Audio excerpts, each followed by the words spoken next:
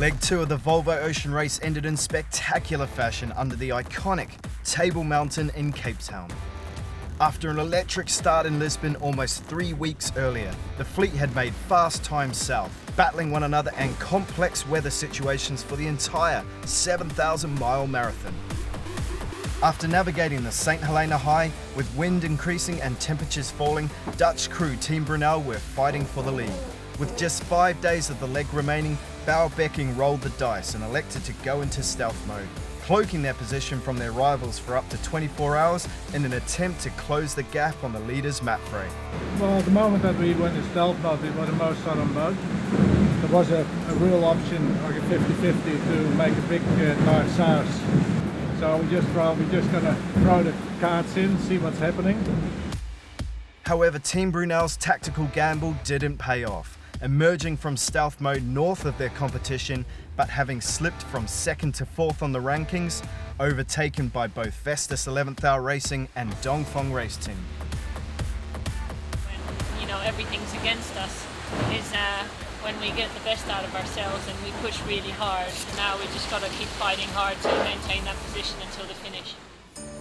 With their bows all now pointing east directly towards Cape Town, just 37 miles split the top 4 boats, all of whom were fighting to stay with a cold front that was providing big mileages. The leading quartet all notching up 500+ mile days. Dongfeng Race Team topping that list, achieving 519 miles in 24 hours. For the Chinese flag Dongfeng Race Team, it was the start of a change to regain the lead they had held for much of the leg. Overhauling Vestas 11th Hour Racing to move into 2nd, their sights set firmly on the leaders MAPFRE in the final 850 miles to the finish. Ma spécialité, c'est de faire les comebacks ou de faire les boulettes. Quand tu fais un comeback, c'est qu'à un moment, c'est derrière. Up until this morning they've been gaining on us, which we kind of expected, and now the routing's changed a little bit, so the guys behind now they go slightly further north, and then it splits away. So it's been difficult for us the last 24 hours. These guys behind catching up, and I was not really sure how to best to defend, but hopefully the next 12 hours things will settle down and we'll come out alright. Led by Team AkzoNobel, the chasing pack lost their battle to stay in the fast-moving cold front, leaving them languishing in much lighter winds compared to the leaders, forcing them to head south in search of wind, adding hundreds of additional miles to their track. We're in a really difficult position at the moment. We've got Scallywag and Turn the Tide on plastic above us in more breeze, going straight around us on the outside and pretty much falling off the front now. So they're going to put miles on us. Next sket's going to be tough, just like the last one was. As the leg drew to a close after nearly 20 grueling days, thoughts began to turn to life ashore.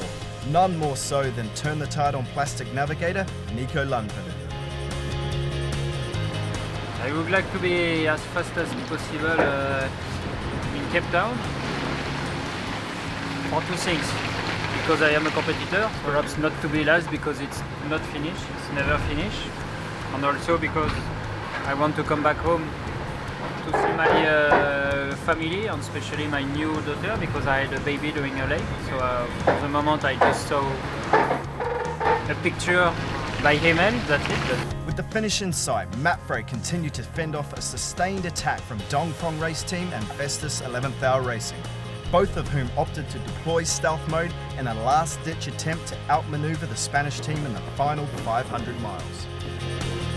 But after leaving Lisbon 19 days earlier, the Spanish team MAPFRE, led by Xavi Fernandez, crossed the finish line first, in doing so taking over as overall race leaders. I'm super happy. This is, for us, first leg was very good already, being second in Lisbon, but of course it's winning here and winning the first big, long leg is very happy, very proud. Of course, the team work like a watch, and both very good and everything very well. Dongfeng Race Team finished second, just 3 hours behind their rivals MAPFRE, with Vestas 11th Hour Racing claiming the final podium spot from Team Brunel. Meanwhile, a day behind the leaders, Team Akzo Nobel turned the tide on plastic, and Song Hong Kai's Scallywag were locked in a three-way drag race to secure fifth. With just 5 miles separating them, the pressure of not being last into Cape Town began to show. It's a hard one with the result on this leg when you're in the bottom end of the fleet. If you finish last, you basically could have delivered the boat. So you put a lot of effort in, a lot of work for just coming, last. God, Scallywag breathing down our necks. So intense, doesn't give up. You do this whole 3-week period racing around with these guys, and it'll be the best 24 hours of the leg. It's going to be fantastic, and I hope it's not us that are trailing there by a few minutes, but this is going to be close.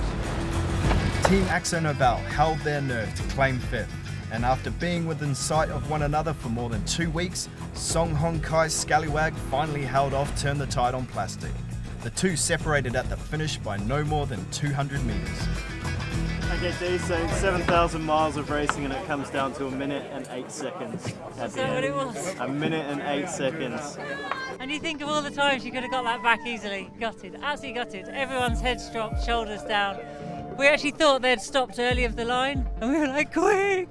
And you always believe you can do it. Absolutely, they deserve it. They worked really hard, they deserved it, but we didn't get it.